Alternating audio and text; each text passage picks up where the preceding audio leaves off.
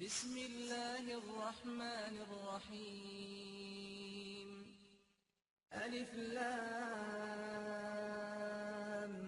ميم غلبت الروم في أدنى الأرض وهم من بعد غلبهم سيغلبون في بضع سنين لله الأمر من قبل ومن بعد ويومئذ يفرح المؤمنون بنصر الله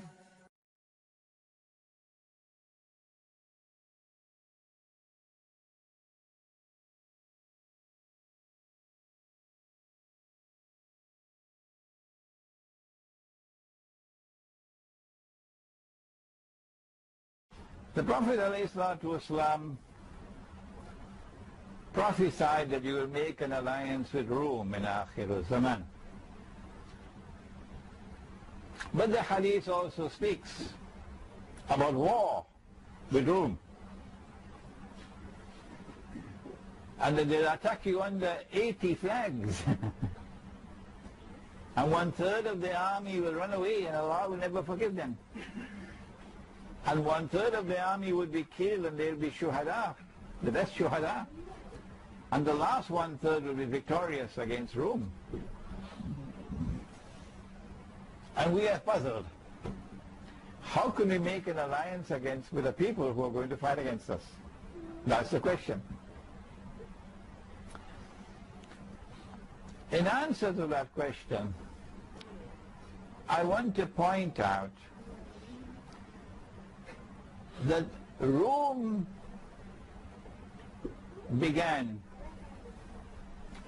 as a city in Italy, the city of Rome, which was a pagan city, which worshipped idols and the Greek gods and goddesses. That was Rome. And then when Christianity came to Rome, an emperor emerged whose name was Constantine. And he took Rome out of Rome and established the city that came to be known as Constantinople. And this became the second Rome. This second Rome was otherwise known as the Byzantine Empire. And it was in rivalry with the Persian Empire. And when the Quran declared غُلِبَتِ الرُّوم, the Quran was referring to this second Rome, not the first, the second one, which had been defeated by Persia. But the tables will soon turn, says the Quran, in a few years, bid'a sinin. And the Byzantine Empire will defeat the Persians, and that's what happened. So when the Quran used the word Rome, it was referring to Rome number 2, or Byzantium. And when the Ottoman Sultan Muhammad Fatih conquered Constantinople in 1456, I believe, almost 600 years ago. Then Rome left Constantinople, and Rome is now located in Russia. It is Moscow. And so we have 3 Rome. The first Rome, which today has NATO and Western civilization, and is waging war on Islam on Israel's behalf.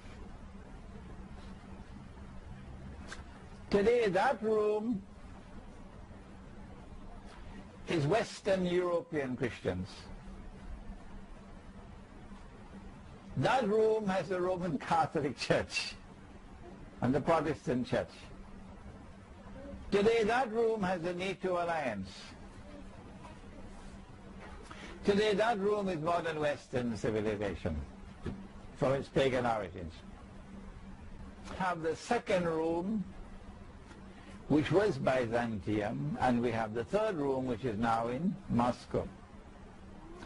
And the Prophet ﷺ speaks about an alliance with Rome.